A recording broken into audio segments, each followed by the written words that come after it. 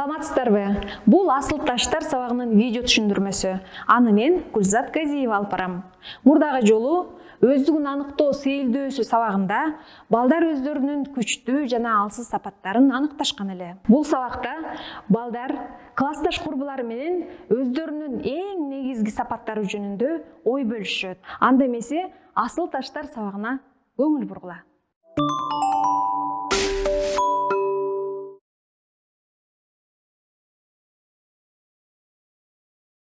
Балдар, нускамага жакшылап көңүл буруп уккула.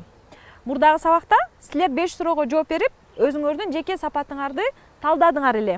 Эми ошол сапаттардын ичинен силер үчүн эң маанилүү болгон 3 сапатты аныктагыла. Аныктадыңарбы? Эжеке, күчтүү сапаттар менен бирге алсыз сапаттарды да тандасак болобу? Албетте болот. Мисалы, өзүңөргө жакпаган, бирок өзгөрткүңөр келген сапатыңарды да алсаңар болот. Балдар, эми ошол сапаттардын ар бирине окшогон 3 ташты мектептин айланасынан издеп таап келгиле. Ал таштар, мисалы, көлөмү, түсү, формасы боюнча силер аныктаган сапатыңарды чагылдырышы мүмкүн. Тапшырма бардыгына түшүнүктүү болдубу? Максат, тапшырманы дагы бир жолу кайталап койчу. Биз өзүбүз тандаган 3 сапатыбызга окшогон 3 таштарды теркелеткенбиз. Ал таштар көрүнүшү жана түсү боюнча биздин сапатыбызды чагылдырыш керек экен. Туура.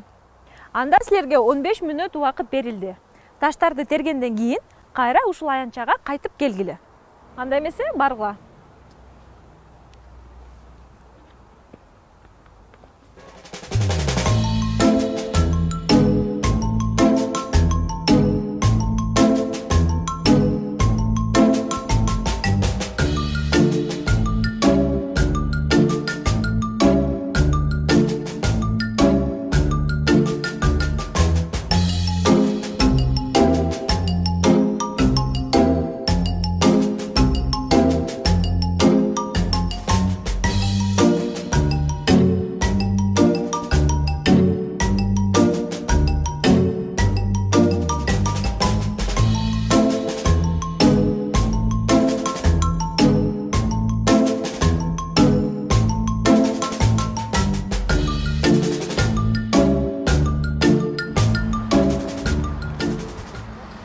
Таптыңарбы?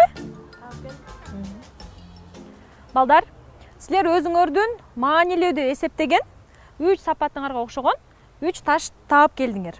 Эми ошол таштарды мектептин айланасын кыдырып, өзүңөр каалаган, өзүңөр ылайык деген жерге жашырып келгиле. Ал жерлерди эсиңерден чыгарбагыла.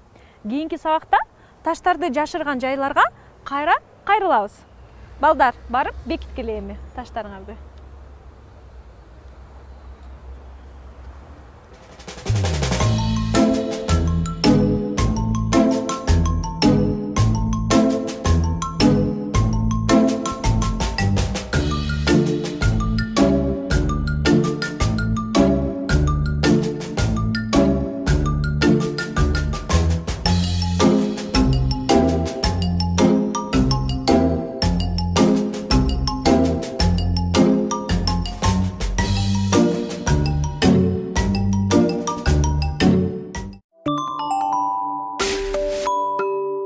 Урматтуу мугалим, сабактын биринчи бөлүгүн төмөндөгү суроолор менен кайтарым байланыш кылып жыйынтыктасаңыз болот.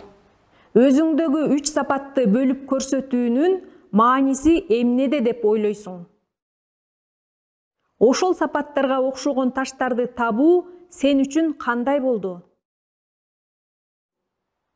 Эмне үчүн таштарды ошол жерге жашырдың?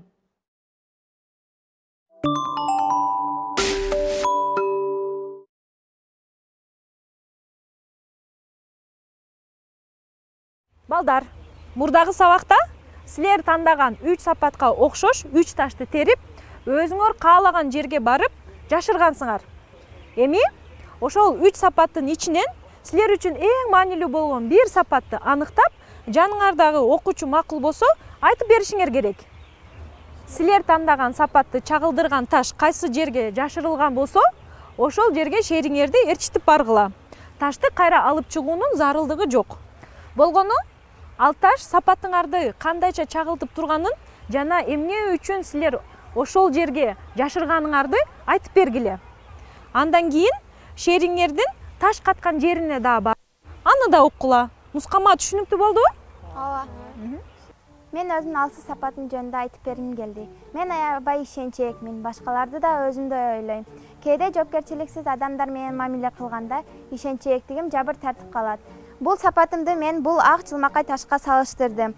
Мындан ары башкалар ишенчээктигимди колдоно албас үчүн чөптөрдүн арасында жашырдым. Жүр, мен сага өзүмдүн күчтүү деп эсептеген сапатым жөнүндө айтып бергим келди. Мен абдан сабырдуумун. Башкаларды күтө алам, уга аламын жана бардык жагын таразалап андан кийин чечим чыгарамын. Мен өзүмдүн сабырдуулук сапатымды тигине турган оор самактуу ташка окшоштурдум. Ал ташты жолдун боюна койдум. Себеби ага күн тийсе да, жан жаса да ал эч нерсе болбойт. Балдар, өз сапаттарыңар тууралуу башка адамга айтып берүү, анын сапаттары угуу менен силерде жакындык, сырдаштык, ишенич өрчүйт.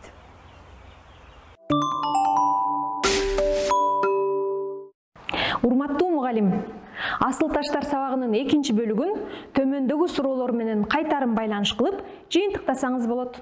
3 сапаттын ичинен бирөөнү тандап алуу силер үчүн кандай болду?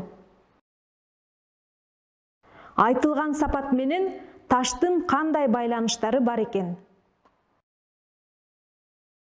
Бири-бириңерди уккандан кийин кандай ойлор, сезимдер жаралды? Асыл таштар сабагы окуучу өзүн өзү таанып билүүгө, өзүнүн күчтүү жана алсыз сапаттарын аныктоого, өзүнө болгон ишенимин күчөтүүгө жардам берет. Кийинки сабактан көрүшкөнчө.